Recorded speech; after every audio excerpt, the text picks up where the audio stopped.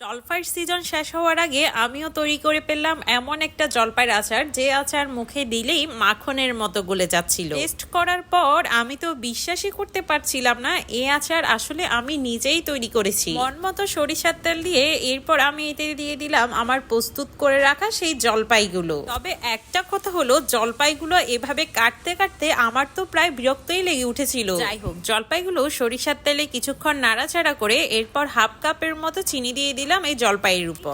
জলপাইয়ের সাথে ভালো করে মিক্স করে এরপর আমি দিয়ে দিব আমার কিছু গোটা মশলা, যেমন আস্ত শুকনা মরিচ, দারচিনি আর 2টা এলাচ, কিছু লাল মরিচের গুঁড়া, জিরা গুঁড়া আর পরিমাণ মতো লবণ দিয়ে এটাকে ভালো করে মিক্স করতে হবে। আচারটা তৈরি করতে করতে এত সুন্দর একটা গ্রান আসছিল, আমার পাশের বাসার ভাবিও চলে এসেছে এই গ্রানে। আচারের মেন জিনিস পাঁচফোড়ন। এই পাঁচফোড়নের গুঁড়া দিয়ে এটাকে আবার কিছুক্ষণ মিক্স করব। আমি তো কিছুক্ষণ নাড়াচাড়া করছিলাম আর একটু পরপরই এটা টেস্ট করছিলাম কেমন হয়েছে। সত্যি এটা কিন্তু খেতে দারুণ হয়েছিল।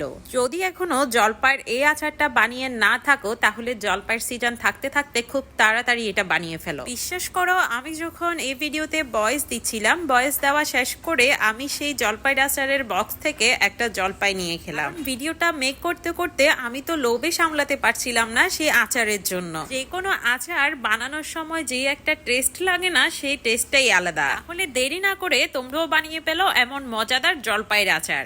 আজকে এতটুকু, সবাই ভালো থাকবে। আল্লাহ হাফেজ, bye bye. Thank you for watching my video.